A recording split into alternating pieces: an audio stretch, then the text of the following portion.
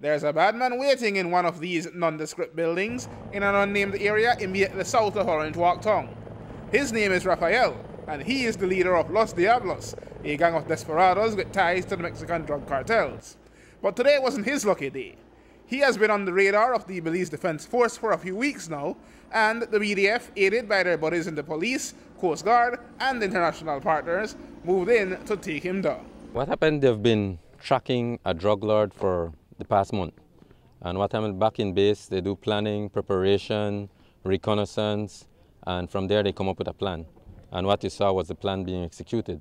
And we had ground troops coming in, infiltrating by ground, and then the assault force coming in by the helicopter to clear certain buildings to capture the drug lord.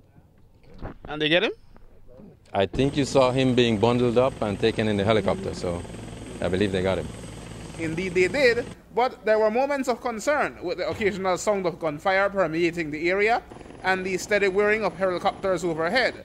And from our vantage point, there was no way to know whom was shooting at whom. But in the end, it went as planned. Rafael safely in handcuffs, the assault and ground forces walking off with no sign of any injuries or casualties among them. The acting commander was kept out of the loop, but was impressed by what he saw.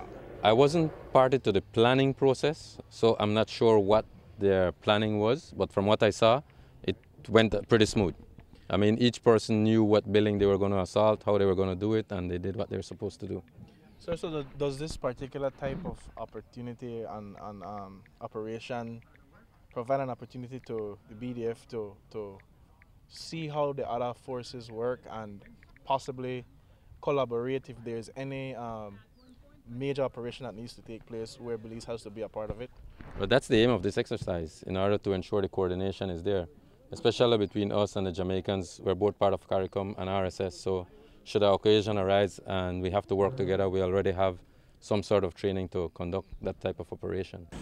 Today's event was the last exercise for Tropical Dagger, code name for this year's international training exercise hosted by Belize. The acting commander also made note that this was an all-Belize operation, proving that we are at least the equals to our international partners.